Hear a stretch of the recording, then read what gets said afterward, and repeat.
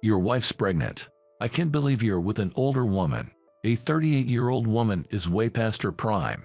Who can tolerate their beloved wife being ridiculed by their boss like this? My wife is 38, and we're finally going to have the baby we've been waiting for a long time. As her husband, it's my duty to protect her, especially when she's facing a high-risk pregnancy. My name is Keith, and I currently work at a mid-sized advertising agency. I was raised in a low-income single-parent household. As I had to get a job to financially support my mother, I didn't get to go to high school.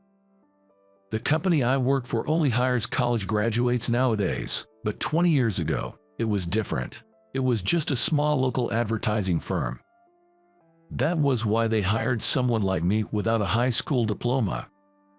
However, the job they gave me was menial, and it was only a temporary position. The reason we were a single-parent family was that my father had passed away before I was born. He died due to an illness.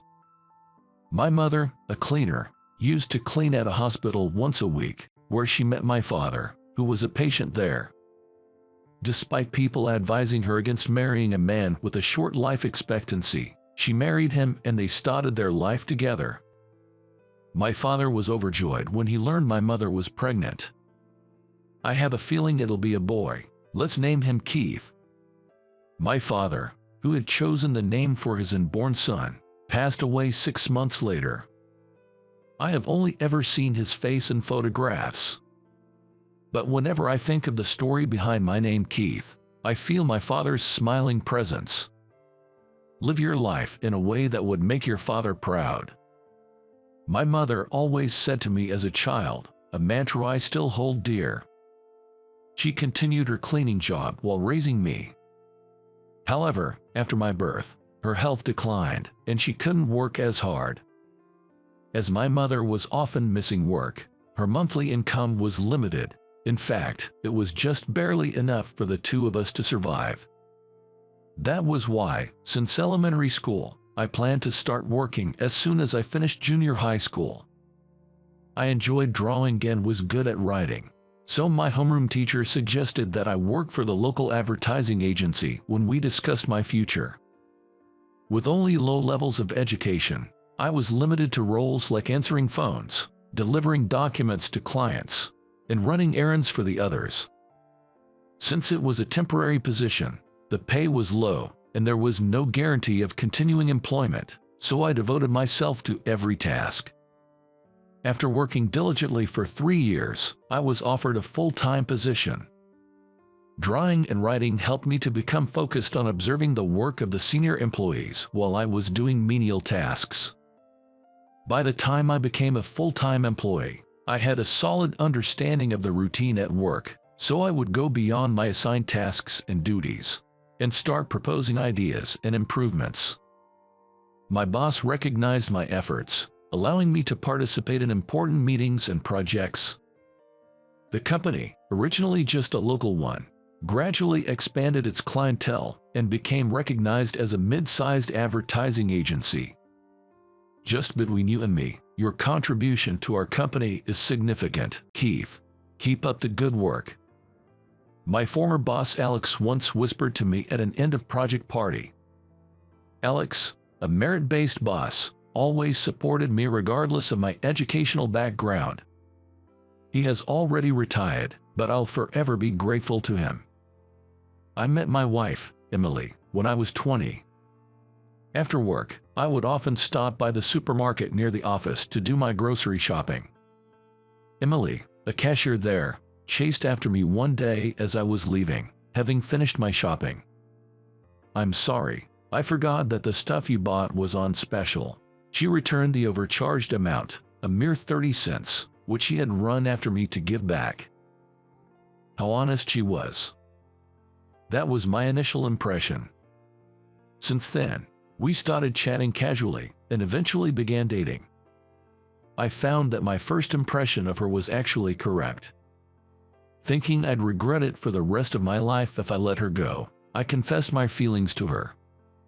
Emily was 35 years old, 15 years older than me, and divorced.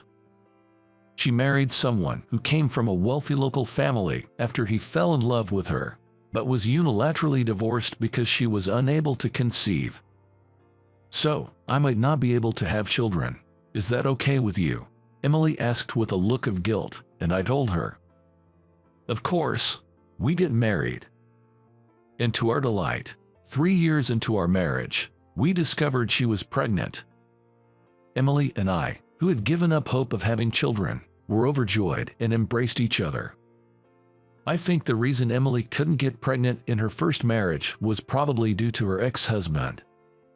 Since you're 38, it's considered a high-risk pregnancy. Your husband's support is crucial, so please ensure he's there for you, the obstetrician advised.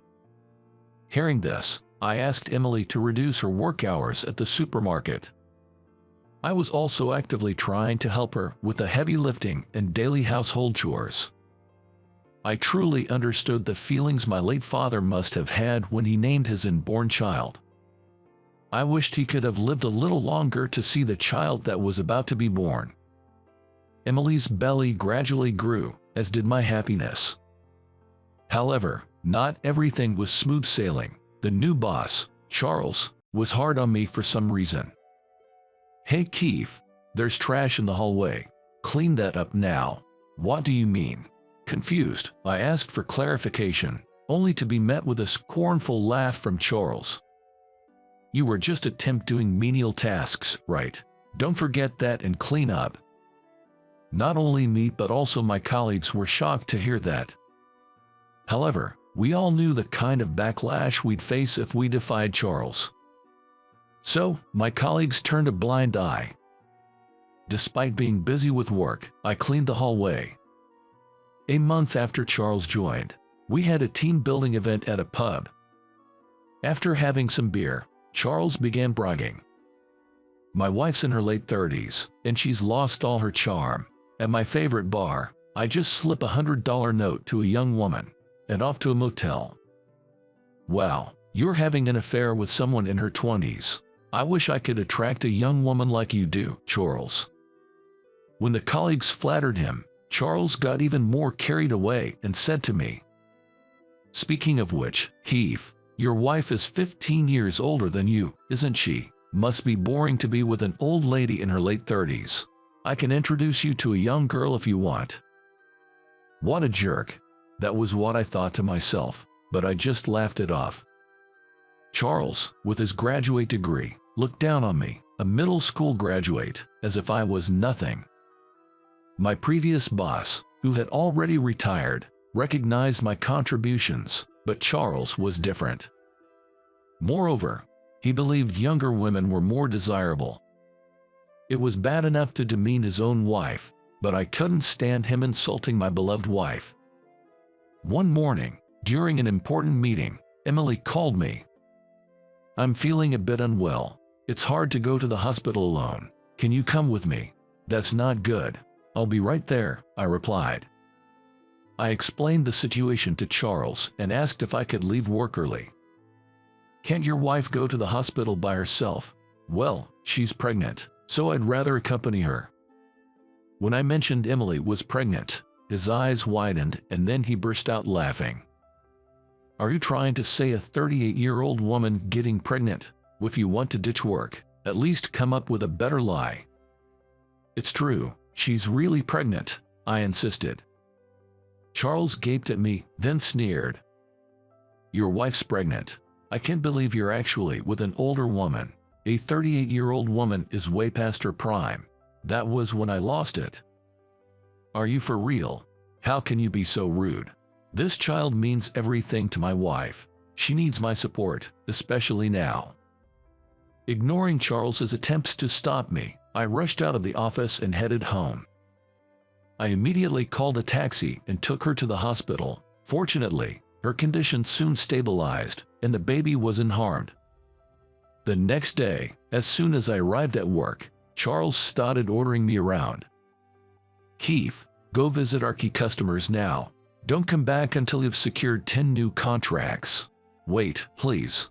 There's an important project meeting today. You, a middle school graduate, don't need to be in meetings. You're just a menial worker. It was clear Charles was holding a grudge for my defiance yesterday. Although I was supposed to lead the meeting, I had no choice but to entrust it to a colleague and go on customer visits.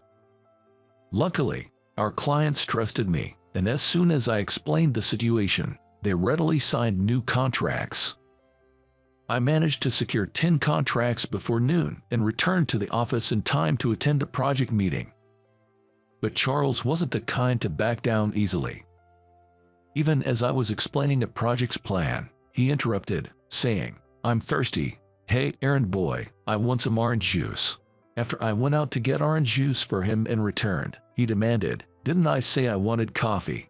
Go and exchange it." His unreasonable requests and demands ruined the meeting for the day. Since I couldn't conduct the project meeting properly, I got reprimanded by the head office and went through a tough time. I was disheartened by the thought of facing this situation again tomorrow.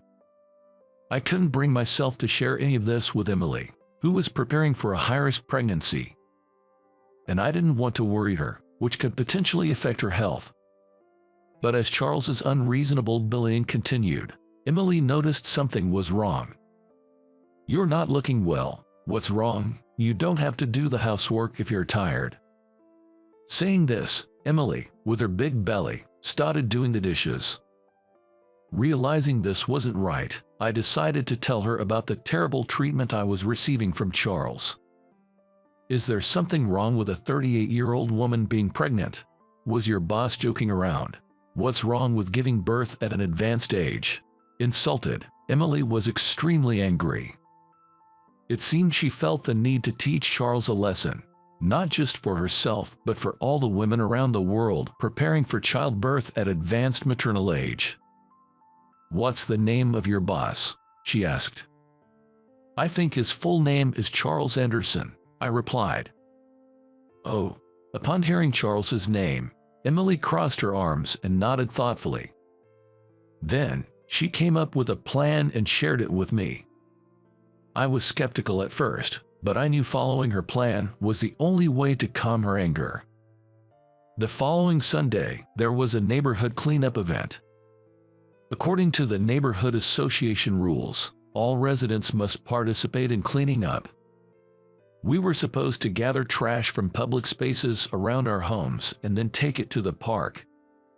Concerned about the baby in her belly, I helped Emily pick up the garbage and took it to the park. There, we unexpectedly ran into Charles and his wife. As it turned out, Charles and I lived in the same neighborhood. Emily, who actively participated in neighborhood meetings, knew Charles's wife. "I'm Emily. Nice to meet you." Emily greeted Charles, her tone overly sweet. Charles, upon seeing Emily's big belly, looked very uncomfortable.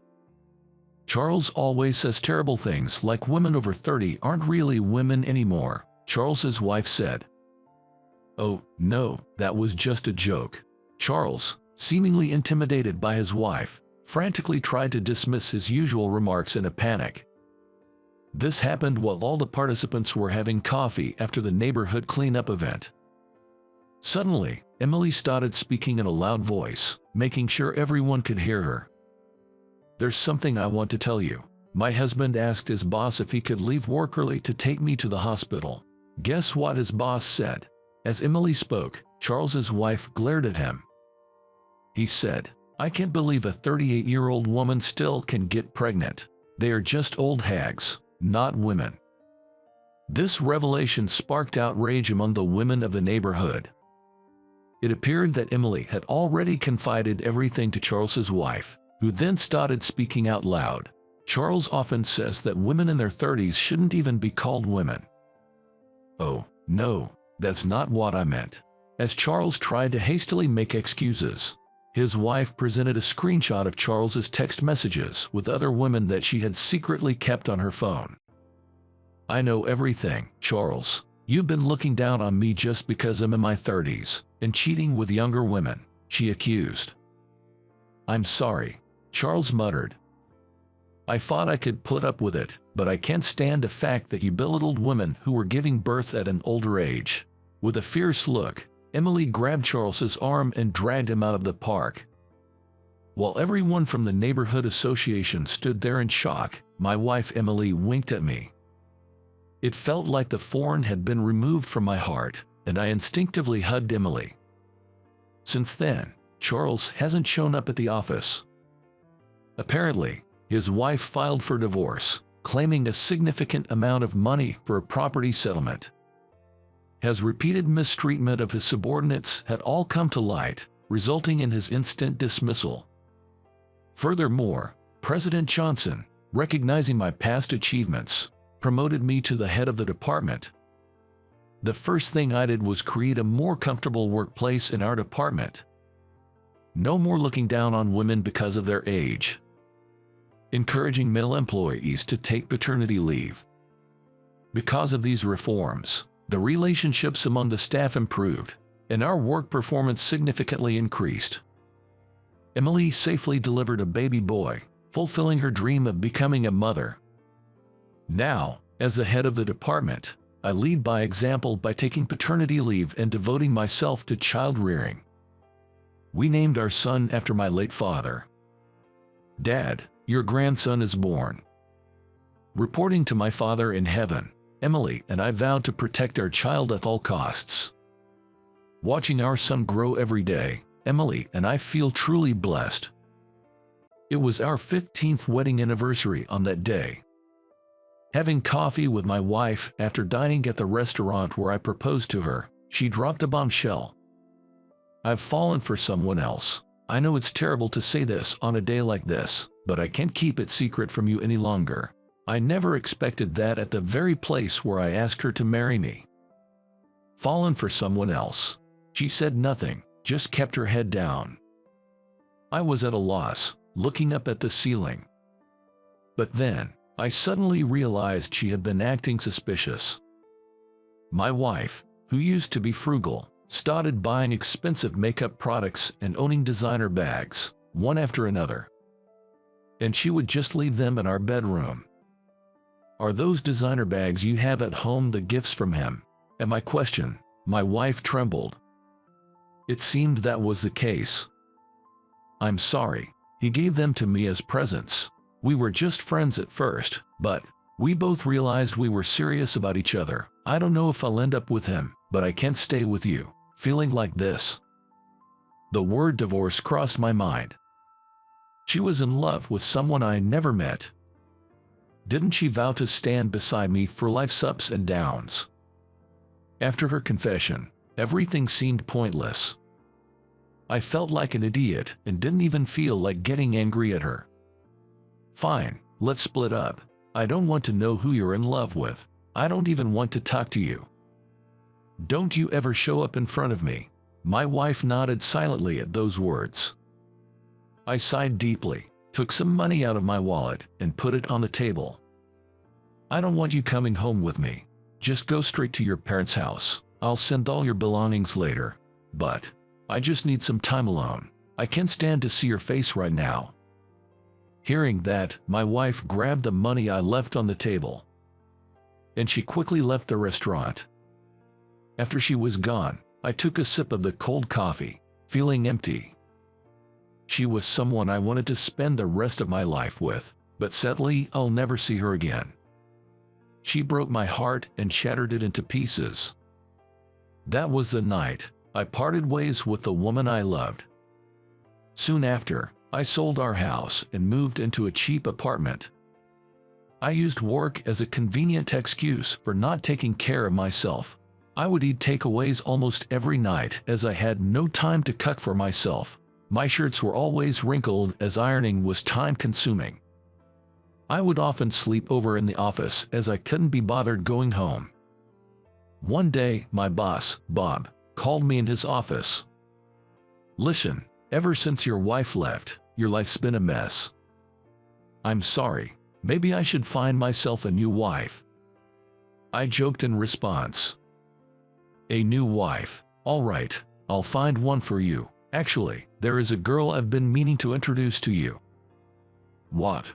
She's a relative of mine, a really nice girl. Wait a minute, please. Bob wasn't listening to me and was already making a call on his cell phone. Hello, Emily. Are you available to talk right now? I was stunned as Bob, even over the phone, cheerfully chatted with her in front of me. Great. Can you come over tomorrow morning? After hanging up the phone, Bob looked at me with a big smile. Her name is Emily. She'll stop by your house tomorrow morning. I've given her your address. Why don't you ask her to make breakfast for you? What are you talking about? Of course, it's not free. Bob started to tell me about Emily while laughing. She's been job hunting for a while. I told her she'd get paid by you for looking after you, so I'll leave it with you. Are you serious? That sounds like hiring a housekeeper. I felt dizzy at Bob's outrageous suggestion. But maybe he was just joking about finding a new wife for me. Yep, that must be it. She's a good girl, so if you like her, consider proposing to her. She's a very loyal person. She wouldn't leave you no matter what. Please, stop joking about things like that, I said to Bob, and then hurried off to the client meeting. After the meeting, I sent a report email to Bob, although I was exhausted. I'd dreaded going home. Maybe I'll stay at the office again tonight. Or should I find a cheap motel to stay at? As I was contemplating and walking through the streets, a young woman approached me. Excuse me, are you John? Yes, I am. And you are? Nice to meet you. I'm Emily, Bob's relative. She was the woman Bob called earlier today. Nice to meet you too. But how did you find me here? I was so confused that I didn't know what was going on. Uncle Bob told me you'd be around here somewhere. I happened to be nearby, so I thought I'd come to say hello. Looking forward to working for you from tomorrow, she said with a smile. I could only smile back wryly. Then, the next day. Good morning, John. She appeared at my front door. Of course, I couldn't just send her away. What would Bob think if I did? So I invited her in and let her make me breakfast. It had been a while since I had homemade food. Wow, bacon and eggs. The bacon is perfectly crispy.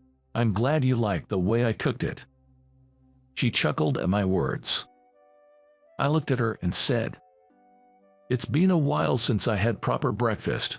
That might be why you enjoyed it so much. Thank you. I felt a sense of happiness and contentment. It's been so long since I've had such good food. You're just exaggerating. No, really.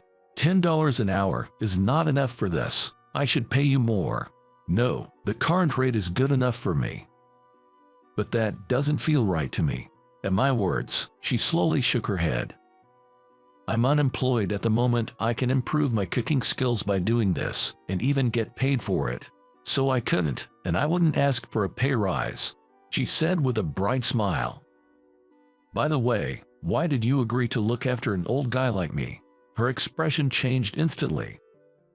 She turned her face away from me and gave a strained smile. That's because I just admire someone like you, John. That's nice to hear, but I could tell she was lying. Her gentle demeanor became rather tense now. I felt something wasn't right. Is there something you're hiding from me? No, not at all. After saying that, I'm sorry. She suddenly raised her voice. What's wrong? I had absolutely no idea why she apologized to me. The truth is, the man your ex-wife fell in love with was my father. What? My father left my mother to be with your ex-wife. Since then, my mother has been mentally unstable, needing someone by her side. I quit my job to stay home with her. I was at a loss for words. So, Emily was the daughter of the man my ex-wife fell in love with. Unbelievable. It seemed that her father disappeared soon after I had the last conversation with my ex-wife at the restaurant on our anniversary. What a selfish man your father was. Instead of leaving you and your mother the way he did, he should have had discussion with your mother and get everything sorted before he started a new life with someone else. I felt sorry for Emily, who was looking anxious. I don't know what Bob was thinking when he thought of her as my potential wife, but this was just too much. Why did you agree to do this? I wanted to apologize. Apologize for what? You haven't done anything wrong. She shook her head. If I had stopped my father from seeing your ex-wife, you wouldn't have had to go through the divorce. My mother always blames me for not stopping him. Tears rolled down her cheeks. At that moment, I found myself hugging her tightly. John, I'm sorry, but let me say this. Stop blaming yourself. What your mother says is wrong. It wasn't your fault. Thank you. She cried quietly in my arms. I was sad, but at the same time, I felt anger towards her father, who abandoned such a devoted daughter just to be with someone else and never returned. Emily, you didn't do anything wrong. The one who is to blame is your father. He should have taken responsibility for his actions. She looked at me weakly. I just don't know what to do anymore. My father's gone, and my mother blames me for what happened. You don't have to do anything. If it's too hard for you to be at home with your mother, you can stay at my place. Thank you, but I really shouldn't impose myself on you, she said hesitantly. That was when I came up with a brilliant idea. Would it be all right if I met your mother? My mother? Emily looked surprised. Yes, maybe your mother needs someone to talk to and to share her feelings with. I think I can help her out because I know exactly what she's going through. You are probably right, Emily agreed. I was certain that her mother and I would understand each other very well. Or that was what I thought anyway. A few days later, I met Emily's mother, Sharon, and we talked about many things. I always knew it wasn't Emily's fault, yet I took it out on her. I never thought there would be someone out there who could empathize with me. When we're overwhelmed with our own issues, we tend to forget others are there for you. Sharon nodded weakly at my words. Thank you so much for coming today. I shouldn't be staying home all day, crying and feeling sorry for myself. I may just start looking for work. That would be better for Emily too. I agree. Maybe going somewhere with your daughter for a change of scenery would be good. She's been troubled ever since her father left. As we spoke, Sharon hesitantly continued. I know it's a bold request, but would you be kind enough to take her out? I've hurt her so much that I should distance myself from her while I get my life sorted. Looking at her sad smile, I suddenly had an inexplicable feeling of sorrow. I understand. If there's anything I can do, just let me know. Thank you. She smiled at me. I smiled back at her. Emily continued to come to my house and help me with domestic chores. Not only that, we would go for a walk together to the nearby park and sometimes visit art galleries and aquariums and such. Gradually, she began to spend more time at my house. And we ended up getting married. I absolutely adore Emily. Sharon, who had reconciled with her, was very happy to see us together. Today, the kitchen is filled with the aroma of Emily's cooking. The sound of her chopping food with a kitchen knife was music to my ears. She happily said to me, I never thought I'd be your wife. I'm surprised too, to meet and marry someone 20 years younger than I am. I thank Uncle Bob for his crazy idea. Without that, we wouldn't have even met each other. Yes, I do too. Bob introduced Emily to me, thinking that two people abandoned by their family or partner would be able to understand each other, and that could help recover from the pain caused by the desertion. But he never expected us to get married. Life is really unpredictable, Bob said, laughing. Maybe we should ask Bob to make a speech at our wedding. That's a good idea, Emily said with a big smile. I smiled back at her. I'm really looking forward to our wedding next month. Hey, what the heck are you going to do about this? You've got my computer infected with a virus because of you. Being yelled at by my unreasonable boss, I couldn't talk back and just waited for time to pass. Then, it happened. I'm going to have to cancel the $500,000 car I had asked you to order before. A quiet yet firm voice echoed in the showroom. I recognized the man who said this to my boss. He was an elderly man I had seen before, collapsed from heat stroke at a crossroads. "You are off my case right now," the elderly man declared this. My boss's lips trembled. Little did he know that this incident would lead to a downward spiral in his life. I'm Matthew, a 28-year-old car life advisor working at a well-known luxury foreign car dealership that everyone knows. As a child living in the countryside, I used to admire the coolness and rare retro style of the classic cars I saw while walking to school. Around the same time, after watching a European car action movie, I got excited about the various cars' designs, speed, and the coolness of the actors driving them, and dreamed of driving cars just as coolly one day. Since then, I've been hooked on cars, secretly researching various classic and new car models on my home computer, eventually developing a particular interest in European cars. Initially, I just wanted to ride and drive them, but gradually my dream evolved into wanting to work surrounded by such cool cars. After graduating from college, my dream came true when I got a job at the American headquarters of a European car manufacturer. After a few years at a dealership in New York, my passion led to excellent performance. This time, I was set to transfer to a branch in a regional area for the first time. Tough break. When my transfer was announced, a senior had said this to me. "Bad luck. You're being transferred, right?" "Yes." "Have you heard about that branch?" "No." "What about it?" The branch I was transferring to was among the top in sales in the region. It's clear that the types of cars sold and their frequency differ between New York and regional areas. While working at my current store, it's possible that my performance might drop, but is it really as bad as being called unlucky? As I pondered, my senior leaned in, looking uneasy. "The branch itself is fine. It's just that the branch manager seems to be a difficult person." The branch manager. Apparently, there have been various problems, and new employees quit quickly due to this, leading to constant understaffing. Your transfer might be to fill in for a veteran employee who just left. I see. Turnover is high, and upper management knows it. But since the sales are good, they turn a blind eye. It seems unlikely the branch manager will be transferred anytime soon. Be careful.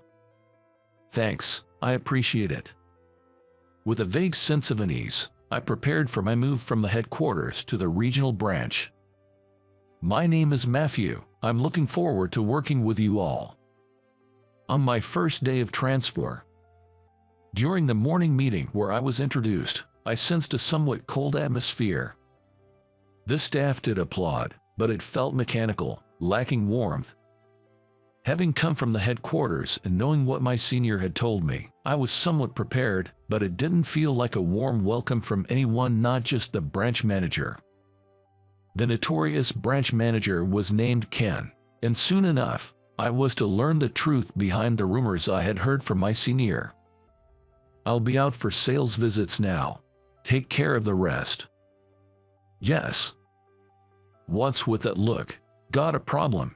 No, nothing at all." Ken, intimidating one of the staff members, glanced around and smirked before leaving the showroom. When Ken's car was out of sight, I approached a staff member sitting at the neighboring desk. "Excuse me." "Yes." "Where did Ken go? Is there really sales visits?" "Oh, if you're going to work here, you shouldn't get involved in that." Ken just went to slack off. Slack off? Yes, it's usual for him. He dumps his work on his junior colleagues and is probably napping in some parking lot by now. He'll be back soon, though. Hearing this resigned sigh, I was at a loss for words. Is that really allowed? I didn't get any more details, but when I asked other staff members, I got similar responses. Apparently, Ken has been doing this for years, piling work on his junior colleagues while he slacks off. He usually returns around noon with a refreshed look, as usual. True to their words, Ken returned around 1 p.m. His face did indeed look refreshed. "Back already, Ken?" "Yeah, did you finish what I asked?" It's done, right? Sorry, it's not done yet. When one staff member apologized, Ken's smirking face turned angry. Not done yet? Are you kidding me? He suddenly raised his eyebrows and started yelling. I'm so sorry. I'll finish it right away. Geez, you're too slow. Think about efficiency. You were probably doing unnecessary stuff. Ken, hitting the desk with documents, intimidated the staff member completely. Tired of yelling, Ken looked around. And inevitably, our eyes met. Feeling a chill at his smirk, I casually looked away, but it was too late. I later learned that I was the only one who had looked up at that moment. Ken walked briskly towards me. How's the progress on the task I asked you about this morning? He asked. Yes, it's already done. I handed over the compiled data, which he took carelessly and skimmed on the spot. Then, laughing through his nose, he said, as expected of the elite from the headquarters, your work quality and speed are different, huh? Sarcastically, he returned to his desk. I'm not sure he disliked that or not, but I soon became a target for Ken. Initially, I only took care of my own tasks, finishing them before Ken returned, but gradually he seemed to dislike that and started piling more work on me. Naturally, it was an amount of work that couldn't be finished just in the morning, and I was unable to complete it all, leading to days of being yelled at and pointed out. I knew I was being used as an outlet for stress. The other staff members didn't help me since they were not targeted while I was, and they even stopped making eye contact with me. No wonder newbies don't thrive in such an environment, and it wouldn't be surprising if someone quit at any time. But as just an employee, there was nothing I could do but bear the brunt of this injustice. One day, on my day off today, I was taking a walk in the neighborhood for a change of pace. The country air reminded me of my childhood, bringing a sense of nostalgia. The smell of the wind, the sound of the trees swaying.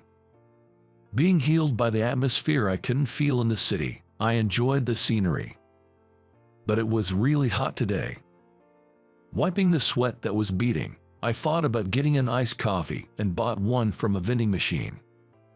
That's when my cell phone rang, and with a heavy feeling of foreboding, I looked at the screen. As expected, it was Ken calling. Ken often called me, regardless of whether it was my day off or not. It could be a summons or snide remarks about the previous day's work. My days off didn't feel like days off anymore, and it was starting to get tough for me. Sighing at the call, knowing I had to answer quickly to avoid being yelled at, I reluctantly tapped the answer button and put the phone to my ear. You're slow. Answer within 3 rings when I call. As expected, Ken made another unreasonable demand. While thinking that was too much, I bit back my words.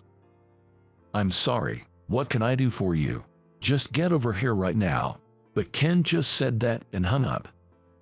Come over right now. An involuntary sigh escaped me. I knew it would be for some unreasonable reason, but if I didn't go, I'd just get yelled at more when I went to work tomorrow. I guess I have no choice but to go. Resignedly, I started walking towards the workplace and reached an intersection. There, I saw an elderly man walking unsteadily, clearly in bad shape. Are you okay? I blurted out and rushed over, just as the old man seemed to lose consciousness and was about to fall. I managed to catch him just in time, supporting his body desperately. Sir, can you hear me?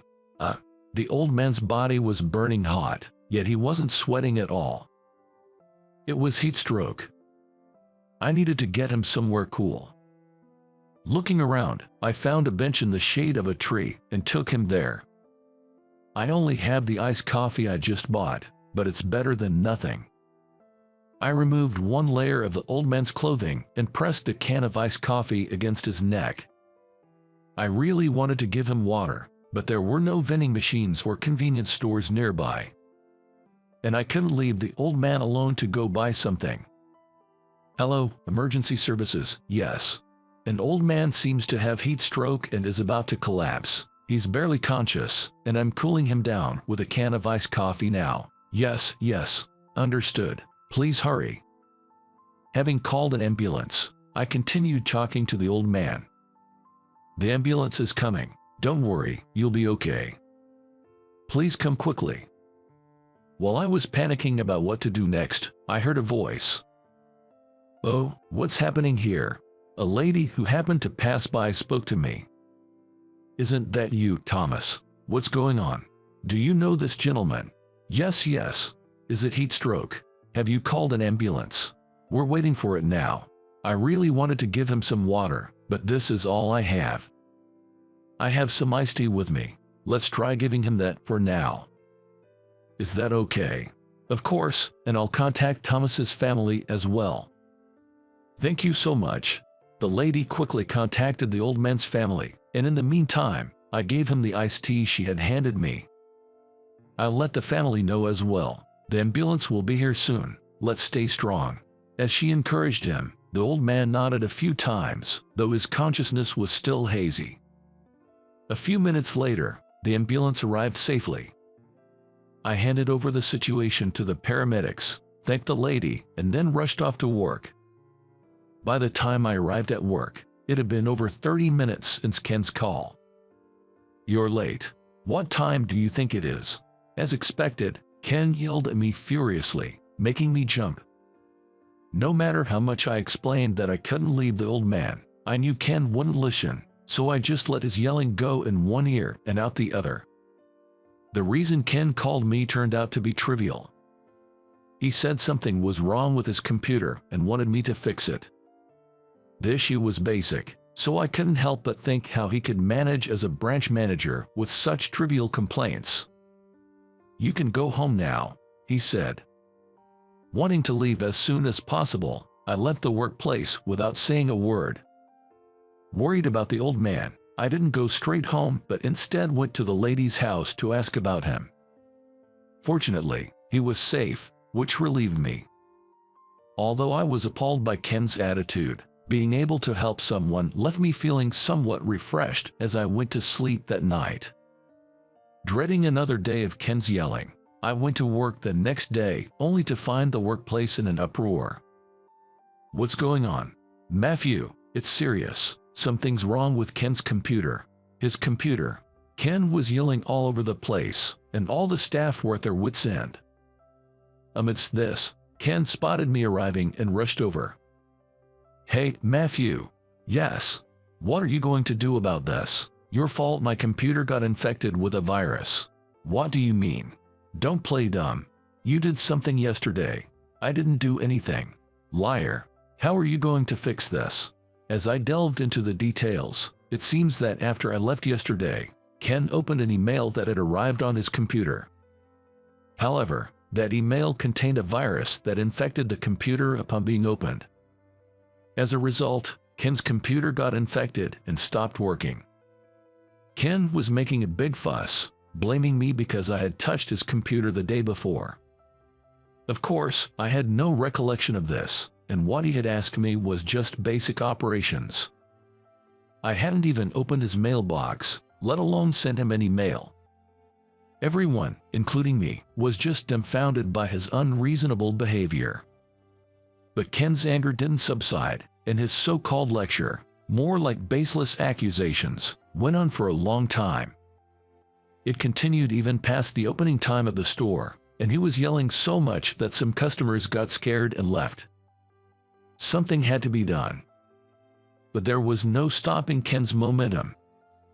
When I was at a loss, the store's door opened and two men entered. Ken, who had glanced at them, suddenly stopped yelling at me and approached the two men, fawning over them. It's been a while. We've been waiting for you. However, ignoring Ken's greeting, the two men came to me. Matthew, thank you so much for yesterday. It was the old man I had helped the previous day. I've been worried. Are you okay? Yes. Thanks to your first aid, I was told by the doctors at the hospital that I could be discharged soon. I came today to express my gratitude.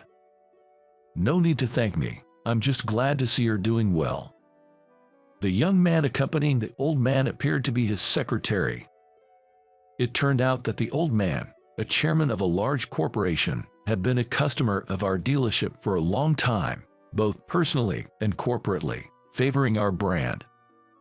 "I'm truly grateful that you helped an old man like me. In return, though I hesitate to call it that, I'd like you to handle my personal and company affairs from now on." "Me, really?" "Yes.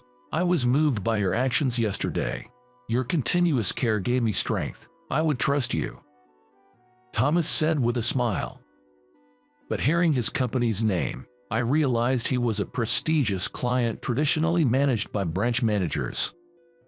I, a newcomer, couldn't possibly take on such a responsibility. Ken, seeming to think the same, hurriedly intervened. "Excuse me, sir, but this man is a newcomer from the headquarters. He can't be trusted." "A newcomer?" "Yes. He might have some grudge against me. Today he even broke my computer. I was just lecturing him about it." "A newcomer? Huh, that sounds more like you, Ken." "I've known Matthew since he was a child." "What? And I can't trust you anymore, Ken. You're yelling earlier. It was yours, wasn't it? I heard it all the way outside." "That's not all. You've been late for scheduled times and changed the estimated costs and actual labor charges. You even replaced parts with new ones without asking and charged me a high price. I had to tolerate you because of the long-standing favor to you, but I felt like my precious cars were being held hostage." "That is, Ken, it's not just your recent behavior towards Matthew, but I can no longer trust someone like you. The $500,000 car I previously ordered from you, I'm canceling it." "What? Who knows what you might overcharge me this time. From now on, I want Matthew to handle my affairs. Step down from handling my account." Ken, clearly taken aback, fell silent. "Sorry for barging in. You seemed busy." "No, it was actually a relief. Thank you." After that, Ken left hurriedly, and I sat down with Mr. Thomas and his secretary. "You said, you have known me since I was a child. This region was actually my hometown. But I had no memory of meeting someone as important as Mr. Thomas." His earlier words intrigued me. "Forgot, have you? You used to come every day to admire my car, calling it cool." This revelation astonished me. Remember now. Are you that guy? Mr. Thomas was the owner of the classic car that inspired me to enter this world. Yes, I couldn't forget you. No other child showed such enthusiasm for my car. I'm sorry for bothering you back then. No, I was happy. Remember when you fell and cried on the roadside, and I happened to pass by? I drove you home in that car." "Yes, I remember. You're remembering all that is amazing." "Of course, I can forget your smile, being so happy just to ride in the car. I promised to take you for a ride again, but couldn't fulfill it due to being busy." "Please don't worry about it. The fact that you let me ride in your car back then was a truly precious moment for me. That car was my starting point. It's the reason I wanted to get into this job. When I heard about the transfer from the headquarters to my hometown, I accepted immediately, hoping I might see that classic car again. I wanted to thank you for that time, but I was so focused on the cars that I honestly didn't remember your name and had no leads. But to meet you again like this, I never imagined it. It feels like a dream come true, and I'm so happy." Before I knew it, I was passionately speaking with tears of joy, and Thomas listened happily. "Actually, I've been maintaining that car from back then. I still drive it to this day." "Is that so? You should come and see it again. And to think, that boy from back then has grown up so well. It sure makes me feel my age." Mr. Thomas smiled deeply with a sense of nostalgia. Then, his secretary spoke up. "Sir, it's almost time." Yes, Matthew, I'm sorry to rush, but I need to ask for your help with my car's maintenance." Yes, I'll check with the mechanics right away. Please wait a moment." I quickly confirmed with the mechanics and took the keys from Thomas. After handing over to the mechanics, the secretary came outside and spoke to me. "Matthew, it's been a while. Don't you remember? We went to the same middle school. I'm Keith." "Keith, from the basketball team. Are you that Keith?" "Yeah." The secretary was Keith, my senior from the basketball club during middle school. Back then, he was known as a bit of a troublemaker, but now he looked like a successful businessman in his suit, which surprised me. I probably wouldn't have recognized him if he hadn't said anything. Actually, it was me who sent that email to Ken's computer. "What? I knew you had returned to your hometown. News spreads fast in the countryside. I knew Ken had been targeting you, so I wanted to get back at him. I sent the email just as Thomas was about to visit. He was so happy talking about how you helped him yesterday, so I carried out the plan thinking Mr. Thomas would surely help you. I'm sorry for using you like that." I was left speechless. It seemed I had been dancing on Keith's strings the whole time. Of course, Mr. Thomas doesn't know any of this, and his feeling unwell yesterday was genuine. "I'm grateful you helped him. Thank you, truly." "No, don't mention it. You must have been surprised when you came to work today, but don't worry, the virus was only meant to startle. It won't cause any real damage. It should be back to normal soon. I didn't intend to cause any harm to the company." Indeed, it was only Ken's computer that had been affected by the virus. Ken, thinking his computer was ruined, would surely be red-faced if he knew the truth.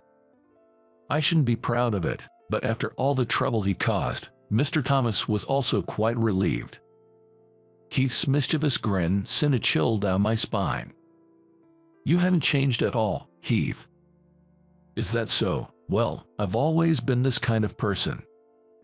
"Haha, I definitely don't want to make an enemy of you, Keith." "I'll take that as a compliment." Keith was always smart and loved pranks.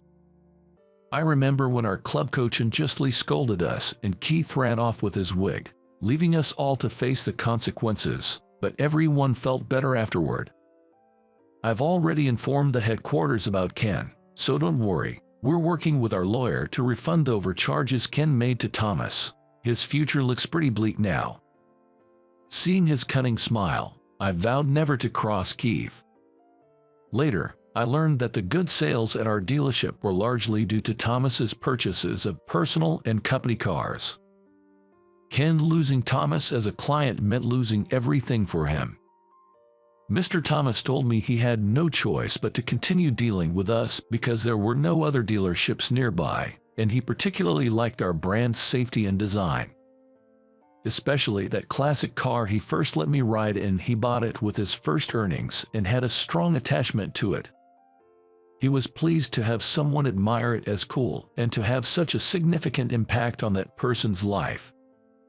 2 years later, I was working as a branch manager of that dealership. Ken had quietly resigned at some point.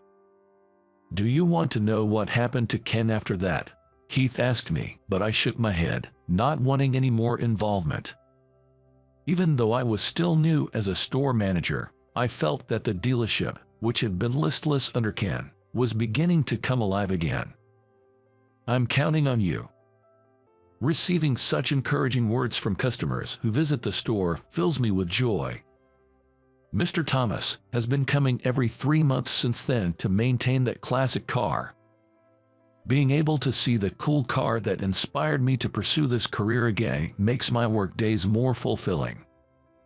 One day, Mr. Thomas invited me for a drive. The thought of riding in that classic car again makes my heart race, almost to the point of tears. Remembering me as a child. Caring about a small promise made so long ago. Placing trust and expectations in someone like me. All of these are blessings, things I shouldn't take for granted. I want to keep working diligently and sincerely to repay this kindness. As I step into the car that was my starting point, I make a vow in my heart. Congratulations on the adoption. So, you'll be taking care of the dotard, huh? My ex-wife, Melissa, seemed welcome to the idea of her father, Robert, adopting me as his son. "You're his son now. You have the responsibility of taking care of him."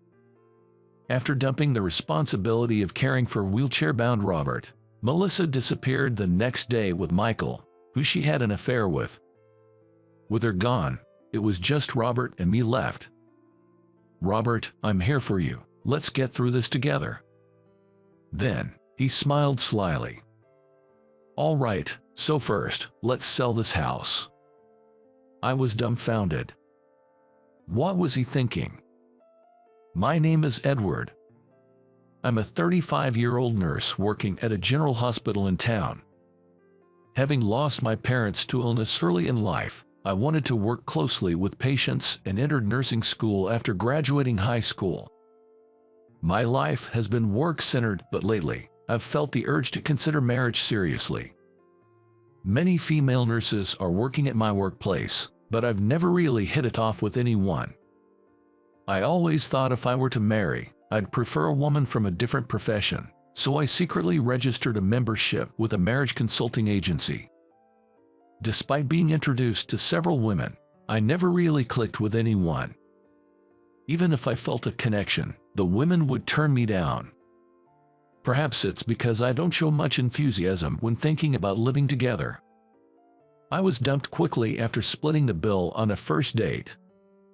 The staff at the marriage agency advised me, "Edward, the women who match with you usually expect a man to at least pay for the first date. Many of them want to be housewives after marriage." Getting married seemed difficult. It was quite a culture shock for me, who assumed it was normal for women to work even after marriage. A housewife, huh? Should I respect that desire? I'm worried I can't afford to provide a lavish lifestyle on my earnings. Men who are willing to accept a housewife are popular.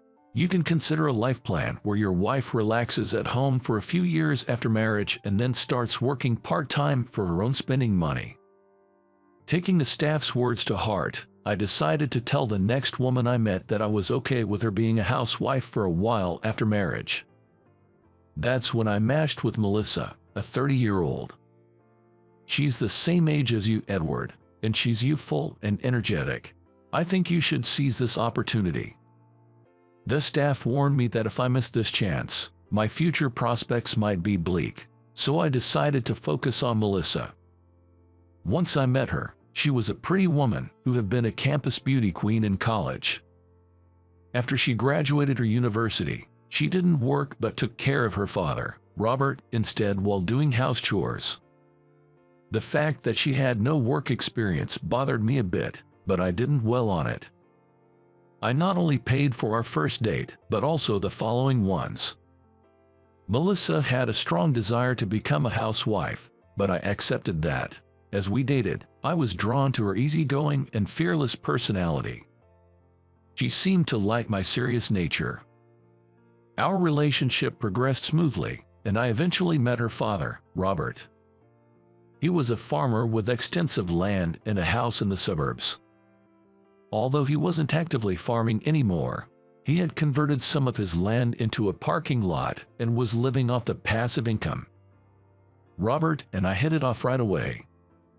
He had lost his wife 5 years earlier and was living with Melissa. Having Edward here would be wonderful. I think Melissa, though a bit free-spirited, would make a good wife since she's always been helping around the house. The fact that I could spend every day with such a beautiful person gives me joy and motivation to my work life. Actually, the biggest reason for my decision toward marriage was that I was hitting it off with my soon-to-be father-in-law, Robert. When I proposed to Melissa, she happily answered, "Yes, I will." And so, I began married life with her, living together with Robert. For a while after getting married, she was a housewife, taking care of Robert and me. Then, a shopping mall opened nearby, and many stylish stores started hiring part-time workers. She immediately jumped in on it. A jewelry shop in the mall is hiring. I'd love to work in a fabulous store. It was unexpected since she wanted to be a housewife, but I had no reason to object. It's okay if that's what you like. We decided that she could use her earnings for herself, not for household expenses. Thinking about it now, I should have thought it through. Having passed the job interview, she started going to work with flashy makeup. My irregular work schedule meant we had less time together, but Robert stepped up to do the housework. After working the night shifts, he would welcome me home with hot coffee. "It's like I married you, Robert," I joked, and he laughed heartily. Melissa has been out more these days. She always loved flashy things. You might have some dissatisfaction with her, but I'll cover for it. Just be patient, Edward. I don't feel like I'm putting up with anything. I'm proud of her, but most of all, I'm proud of having a great father-in-law like you. It was the greatest blessing that I was getting along with Robert. I didn't tell him, but I gradually started to feel emotionally distant with Melissa. But I figured that's just how marriage is.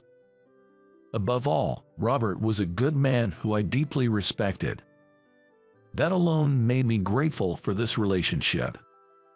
On such a happy days, one day, something happened. Robert suddenly collapsed while working in the yard and was rushed to the hospital where I work. I heard the news from the head nurse and hurried to Dr. Green's office. Dr. Green told me with a serious face, "Edward, Robert has been hiding his poor health. He's not strong enough for surgery anymore." It was essentially a terminal diagnosis. "Dr. Green, how long does he have? Even with you enhancing his quality of life as a nurse, he might not even last a year." I didn't know what to do and knocked on Robert's hospital room door. Robert understood his fate clearly. "Edward, how long do I have left? Tell me without hiding anything. I want to make the most of my short remaining life. You might not have much time to do what you like, maybe less than a year, but of course, I'll be by your side to support you as much as I can for your well-being." Then, he said something unexpected. "Edward, keep my diagnosis a secret from Melissa. If she knows I'm sick, she'll leave." "No way, she's your only daughter." "I'm sorry to say, Edward, but I can't trust her even though she's my daughter. If she learns I have only a year to live, she'll take all my assets and send me to a remote hospital." I somewhat understood what he meant. Living together, I gradually saw Melissa's true nature. She was a person who rejoiced at the sight of money. As a nurse, I'm not exactly high-earning. It seemed like she regretted marrying me. "I won't let her send you to a remote hospital. I'll take care of you until your last. Don't worry." As he requested, I kept his one-year prognosis a secret from Melissa. That night, when Melissa returned from her part-time job, I told her that Robert would now be living in a wheelchair. As he predicted, I didn't hear any words of concern from her. A life in a wheelchair. I'm not up for taking care of him. I'll quit my job and take care of Dad. Let's support him together. "No way. If you quit your job, how will we get money? I'm not working part-time to support the family." She stormed out and didn't come back that night. The next day, while I was wiping Robert's back in the hospital room, she appeared. She abruptly asked me for a divorce. I was dumbfounded. How could she make such a decision when her father was seriously ill? "If you're married to me, you'll have to take care of my dad, right? I want to free you from that burden." I've never once thought of caring for him as a burden. I have no problem working to support him. Don't think like that. Realizing my determination, she suddenly spewed unbelievable words. I hate this. Pretending to be a good person. I regret marrying you. If I had waited a bit longer to get married and started working at the mall, I would have met someone perfect." "What do you mean by perfect?" "I've found true love. I shouldn't have settled for a compromised marriage. He's entirely different from you. He's a director at a famous company." She elaborated further. "A man named Michael visited the jewelry shop where she worked as a customer. They fell in love at first sight. Michael owned property in the city and was quite wealthy. If she could marry him, she wouldn't need to earn her own allowance and could live a leisurely life as a housewife. The issue was they were both married, but as far as Michael was concerned, there was no love left in his marriage. He wanted to divorce his wife and marry Melissa. "So I need to be single too, Edward, please divorce me." I was already aware that she had married me as a last resort. But such betrayal was still hard to accept. "What about Robert if you marry him? Will you take care of him?" "Of course not. I don't want to ruin my newly-wed life with his care. I'll have him admitted to a hospital far away." "You're going to abandon your own father." That's when Robert spoke up. "Enough, Edward, divorce Melissa. I'm ashamed of my own daughter. But without me, you'll be sent to a distant hospital." "Don't worry about that. I plan to adopt you as my son after you divorce her." At that moment, I vaguely understood his intentions. "Oh, that's not a bad idea. Then I can leave Dad's care to Edward and enjoy married life with Michael." I was astounded by her selfishness.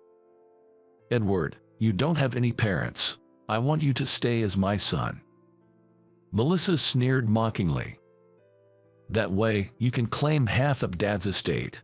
Even if you try to exclude me with a will, I'll claim my rightful share."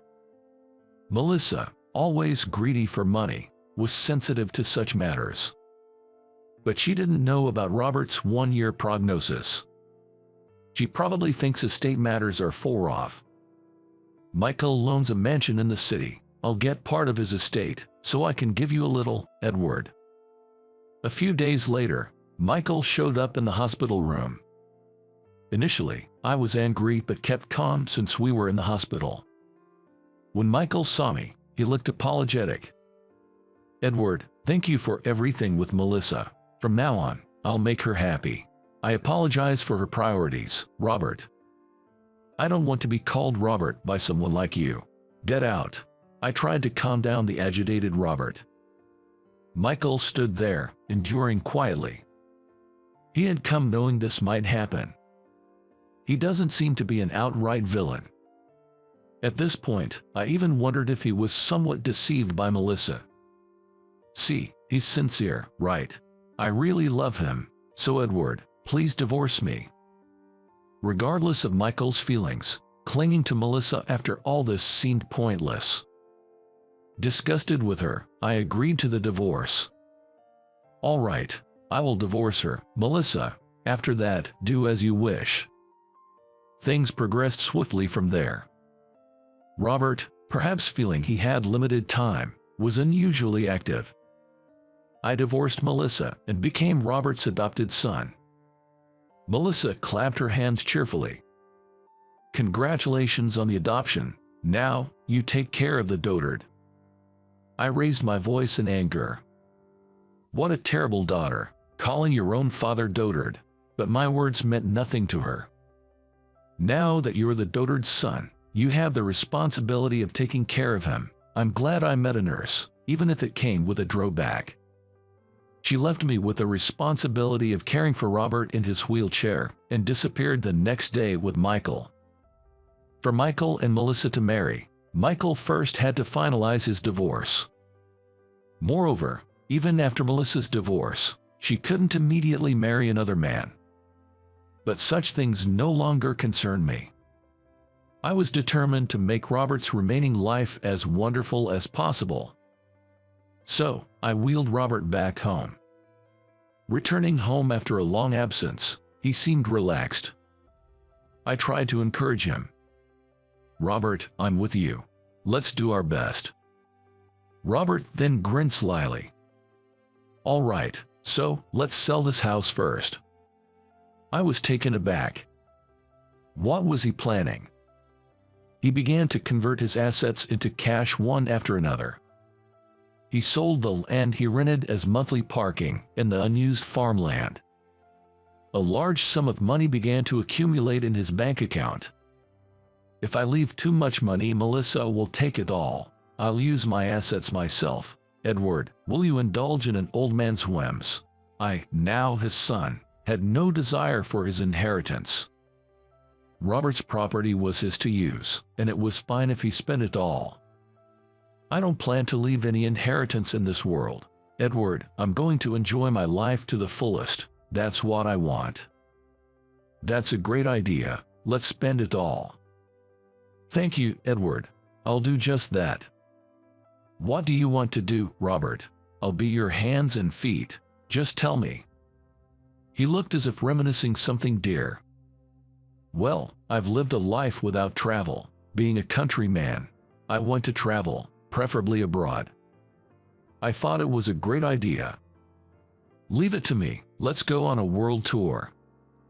That would be fantastic, but I'm getting weaker. I'm not sure if I can withstand a flight. Don't worry, there are ways to travel the world even without much physical strength. I obtained his consent and headed to a travel agency. Is there a luxurious cruise ship doing a world tour soon docking in the US? The travel agent nodded vigorously and slapped his chest. Leave it to me. I'll arrange the best cruise for your father. The travel agency and cruise staff promised to cooperate to make Robert's remaining days wonderful. A week later, I boarded a luxurious cruise ship at Los Angeles port, backpack on my back, pulling Robert's wheelchair. The cruise ship was like a giant, moving hotel. Traveling by ship is entirely different from flying. There's no need to head to airports or book hotels at every destination. We usually relaxed in our ship's cabin bed and disembarked at ports for sightseeing. Clothing could be bought at shops we visited, so there was no need for a large suitcase. The ease of getting on and off with a wheelchair was my main reason for recommending a cruise. Whether to leisurely tour or stay on the ship, when not feeling up to it, we shared a suite on the cruise, enjoying the comfort together. Each day started with checking Robert's temperature and blood pressure. Breakfast was mostly through room service to ease his burden. On days we moved from port to port, we spent time on the balcony gazing at the open sea. For lunch and dinner, we dined in various luxurious restaurants on board. At night, movies, stage plays, and magic shows were performed. Every day felt like a visit to Broadway or Las Vegas. On sunny days, we went to the pool. Robert didn't swim but enjoyed sunbathing by the poolside.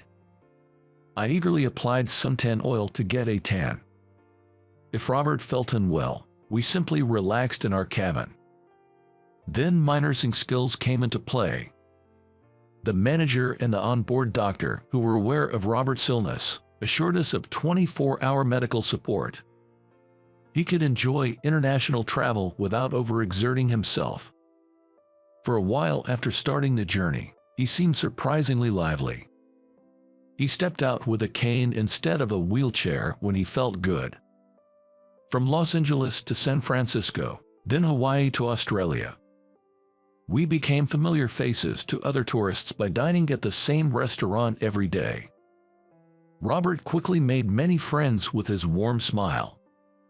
I'm traveling with my son for the first time, leaving the US. You have a dutiful son.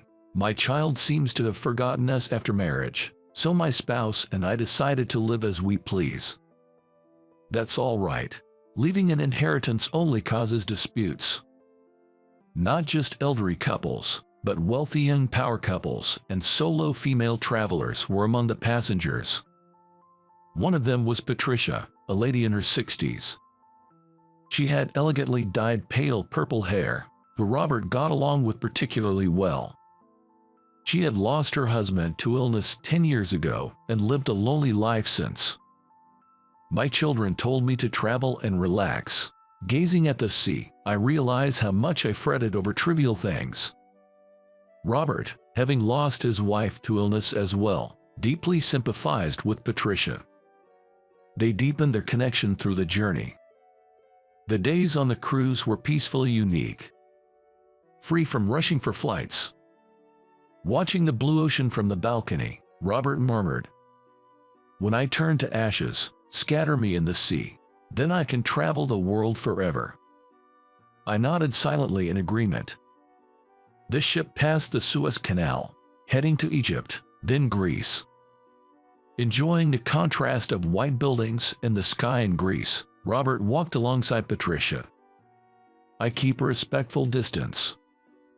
The orange sunset dipped into the blue horizon. Robert gazed at the view next to Patricia. When he felt well, I entrusted his care to Patricia and did my own thing. Eventually, he began to tire more easily, and I acted more cautious. Some nights were tense, but often he would get better by morning. On Christmas night, he had a slight fever. Yet, he insisted on going to the dance hall because he had a promise with Patricia. I consulted with the doctor and got some stronger fever medicine prescribed for Robert. I borrowed a makeup kit from the ship's staff and used foundation to improve his complexion, so he'd appear more energetic. Dressed in a suit tailored in Italy, he looked like a charming gentleman with distinguished gray hair. Robert had learned some basic waltz steps from a woman performing musicals during the day. He practiced them while leaning on a desk. I'm nervous I might mess up. I hope she won't be disappointed. Don't worry, the exact steps don't really matter. We used a wheelchair to the elevator, but he walked slowly into the dance hall. Patricia, elegantly dressed, was waiting for him. I gently nudged Robert towards her. Merry Christmas, Robert. Merry Christmas, Patricia. As live music played, many couples swirled around dancing. Robert extended his hand and led Patricia to the center of the hall.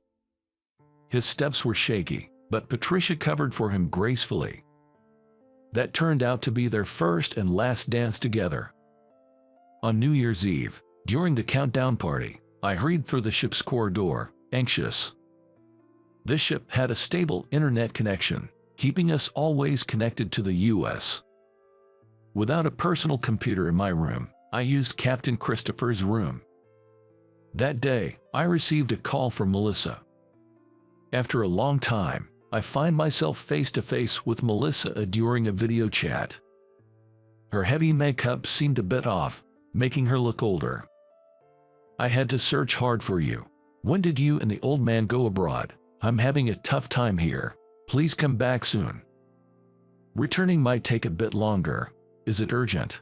I'm fed up with this life. Michael divorced, but he gave most of his assets to his ex-wife, even the mansion downtown. Sounds like he's more honest than I thought. He separated from his wife on his own accord, so isn't it natural? That's not funny. We're living in a tiny rental now. I thought he'd have some stocks or something, but there's nothing, she exclaimed. Irritated, I urged her to hurry up. If it's not urgent, can we talk later? I want to spend every second I can with him. What's wrong with him? Bring him here. I have something to say to him too. At that moment, Christopher knocked and entered. Edward, your father is. I understood immediately and closed my eyes. What's wrong? Say something. Silently, I ended the video chat. Could you please leave me for a while? Christopher quietly responded with an as you wish. Returning to the room, I found Robert peacefully closing his eyes, holding Patricia's hand. As requested in his will, I returned Robert's ashes to the sea. After everything ended, I bid farewell to the other passengers and returned to America alone by plane. At the airport, I was greeted by an angry Melissa. I heard Melissa broke off her relationship with Michael during my cruise. So, you split without marrying. Must have been tough. But I knew she wasn't expecting such words. You really turned everything into cash. Spending it abroad like that is the worst revenge on me. The inheritance Melissa was supposed to receive was thoroughly spent by Robert. Is there even a little left?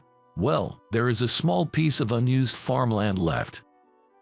Just that land. Unbelievable. It won't even sell for much. Still, it's better than nothing. I'll renounce my inheritance, so you can do as you please with it. She trembled with frustration. To think this was once my wife, it felt strange. As I turned to leave, she shouted at my back. Hey, what are you planning to do now? Just going back to my usual days. Thanks to Robert, I had the opportunity to travel around the world. I'm only grateful to Robert for sharing his dreamlike days with me. As for what happened to Melissa afterward, she sold a small piece of land she had left, but it didn't amount to much. At the jewelry shop where she once worked, she was criticized for having a relationship with a client and struggled to find re-employment. Her flamboyant behavior was well known locally, and even a supermarket part-time job rejected her. Now, she lives away from her hometown in an old apartment, working in building maintenance. The days I spent with Robert significantly changed my life afterward. I started working as a nurse on a cruise ship belonging to the same line as the luxurious one we traveled on. This cruise ship is used by many American passengers, so they valued a nurse who could speak English. I had a good working rhythm with a British nurse who was my partner. Working while traveling the world is the best. Robert gave me a great experience, which was more valuable than any inheritance. Inspired by his fulfilling final days, I want to live a life that I can look back on and think was good. Seriously, you're so useless, even though you're old. Lifting her beautiful willow eyebrows, my boss Catherine glares at me. Being lectured by a boss in her 20s is tough for a man in his 40s. I'm sorry, I'll redo it. Me, Ryan, holding the document with the air pointed out, bowed my head to her. With a huff, Catherine scolded me. Being a contract worker in your 40s is questionable enough for a man, but making repeated mistakes, what are you thinking? I'm sorry. My mom, who I live with, suddenly got hospitalized, and I couldn't do overtime. It's an excuse to have to work overtime to produce materials. And you are a third-class person who can't separate your personal life from your work life. That's why they call you a middle school graduate. Some employees chuckled in response to her words. But that's harsh. My father collapsed when I was in middle school. He had a stroke suddenly at work and was taken to the hospital, but he passed away soon after. My mother said, I have enough savings to send you through high school, so go ahead and study. But I didn't. I disliked studying, but more than that, I didn't want to trouble my mother. I started working at a small auto parts factory. It was good that I worked there for many years, but last year, due to the recession, the factory went bankrupt. So, I reluctantly joined my current company as a contract worker. But I was not accustomed to using a computer, so the paperwork was very difficult for me. Even changing the font size was a struggle. And above all, my biggest challenge at this workplace is my boss, Catherine. Being targeted by Catherine. You're having a tough time, huh? No, I'm used to it now. Encouraged by Mike, a full-time employee, I forced a wry smile. Mike, over 50, is a regular employee and also my mentor. I was supposed to become the section chief, you know, but President Johnson forced his way. Oh, I heard the rumor. Catherine got in through connections, right? Exactly. She's President Johnson's niece. It's too weird for such a harsh young woman to become a section chief within a few years of joining, don't you think? What can I say? I muttered vaguely, but inwardly, I thought that might be the case. It's not just me. Catherine is known for being tough on her subordinates. The gossip hits the nail on the head. She probably knows she lacks the skills and is taking out her irritation on the employees. I secretly think so. What are you talking about? Just then, unfortunately, Catherine came over while we were talking, snapping me back to reality. No, it's nothing. Oh, I know. You must have been gossiping about me. You were probably talking about my connections again anyway.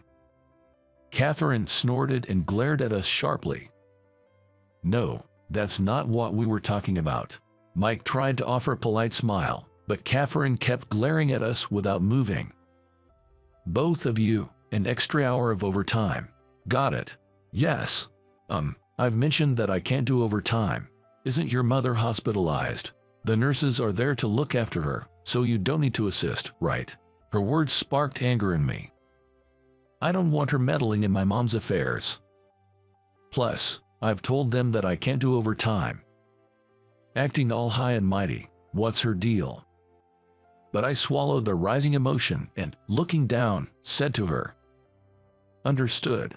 That's better." She snorted at me and walked away. Man, seriously, what's her deal? Mike, I'm fine, really. But the way she said that, we were bad-mouthing her too, so I guess it's fair. While shaking with anger, Mike tried to smile, and I quietly lifted my head. That's right. I can't let myself be beaten by the bullying of such a young girl. I can't quit my job now, not just for my mom. My mom had collapsed a few months ago. The doctor said it was due to overwork. Years of her straining herself suddenly took their toll on her. Well, that's what happened today. Sorry, I come to visit and all I do is complain. No, it shows you're working hard. Just let it all out. Visiting me at the hospital, my mom always had kind words for me. To avoid worrying her, I absolutely can't quit my job. I don't have time to listen to the snide remarks of a 20-something girl. Let those who want to talk, talk. By the way, about Emily in the next room. The girl you've taken a liking to, right?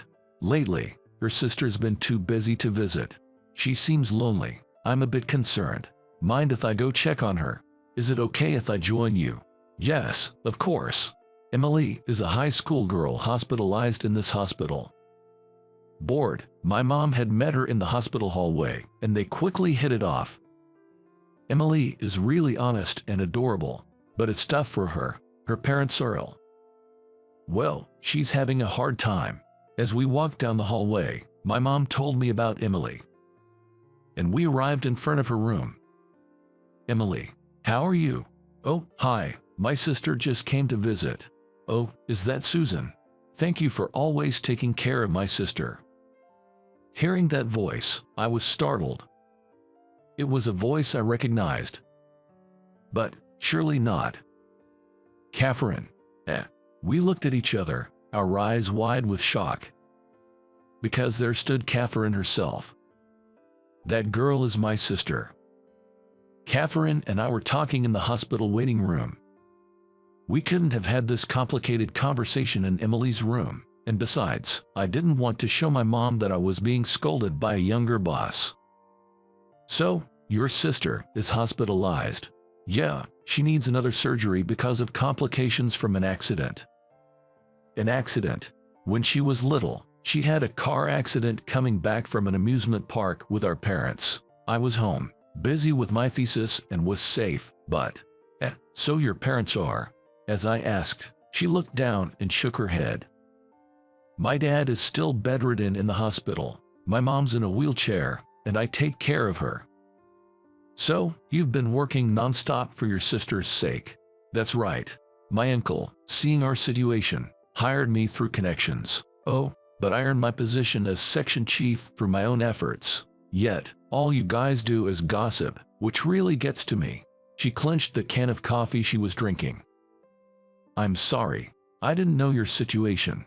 Well, at least you're honest enough to apologize. I smiled wryly at her words. But I was surprised to find out that the Susan who Emily admires is actually your mom. I had no idea that the Emily my mom cares about was your sister. That makes sense, she said, taking a sip of her coffee. My mom has been working herself sick since my dad passed away. I didn't go to high school to help her. Now, at my age, I'm just a contract worker. I laughed bitterly at my own situation. She listened to my story, her face turning pale. I didn't know that you had such a hard time. I'm sorry. I thought you just didn't like school and didn't go to high school. I didn't like studying, but I would have preferred to go to high school. It was tough even becoming a full-time employee. She smiled wryly at my words. Then, she looked at me earnestly. I've always been frustrated by the gossip and took it out on you guys. Even though I've worked hard and got promoted, everyone just says it's all connections. I felt like no one acknowledged my effort. But I'll stop now. There are probably many like you, Ryan, struggling in ways we don't see. Everyone's so busy they tend to only see the worst in others. Maybe you're right. After our conversation, my view of Catherine changed completely. She must have been desperate to protect her family. With her father in a coma after a car accident, her mother in a wheelchair, and her sister needing surgery for complications, Catherine's life must be incredibly tough. I couldn't even begin to imagine. And yet, she worked hard and became a section chief. Catherine might be an amazing person. I felt a bit ashamed. I hadn't been doing overtime because of my mom's illness, relying on being a contract worker, maybe even avoiding working hard. She must have been tirelessly pushing forward despite her difficulties. But surely, that made her blind to her surroundings. Maybe you should take some time off. That's not an option. It would trouble my uncle. He hired me out of kindness. She would eat lunch at her desk without leaving, working while eating, staying late at the office every day, always busy. No, maybe Mr. Johnson wants you to rely on him a bit more. Why do you say that? Since I'm closer in age to Mr. Johnson, if I were him, I'd want you to depend on me more. I shared my thoughts. Then she cheerfully said, you know, advice from someone older does carry a different weight. You're back to your usual self, Catherine. Oh, really? Was I off before? Yes, you seemed down earlier. Well, I was upset with myself for blaming someone in the same situation. It's understandable I'd feel that way. She smiled sadly at my words. But you've reflected on it now, right? If only reflection could make everything okay. Don't worry, being aware of oneself is important, I said, smiling at her. Somehow, that makes sense to me. Just the wisdom of life experience. We looked at each other and laughed. I had always thought of her as overly assertive and tough, but maybe a woman needs to be that clear-cut to grab a position in her 20s. And perhaps that stubbornness was necessary to overcome her difficult life. From that day on, Catherine changed remarkably. In what way, you ask? Hey Ryan, there's a mistake in this document. I'm sorry. I've corrected it for you, so be careful next time. Thank you. While she still pointed out mistakes firmly, she began to offer subtle support. Man, what's up with Catherine lately? Mike asked me, looking concerned. Who knows, something must have happened. I said, smiling at him. And there was a change in me too. Hey, have you thought about attending an online university? But I haven't studied for over 20 years. That's exactly why you should do it. It's never too late to start. You're right. Thank you for the advice. Each time I visited my mom's hospital, I ended up talking with Catherine, who was visiting her sister Emily. I took your advice and leaned on my uncle a bit, and he said I could use my paid leave next week. That's great to hear, and I'm a bit happy you took my advice, Catherine. Don't get it twisted. I only listened because you're more experienced in life. Is that so? I said with a wry smile, finding her suddenly resembling a normal girl in her 20s. At that time, I couldn't imagine she would become my life partner. Hey, about tomorrow, after dropping off mom at the daycare, could you deliver some pajamas to my dad's hospital? Sure, I'll do that, and I'll pick up Emily from her part-time job too. Thanks. Then I'll go get mother-in-law's medication.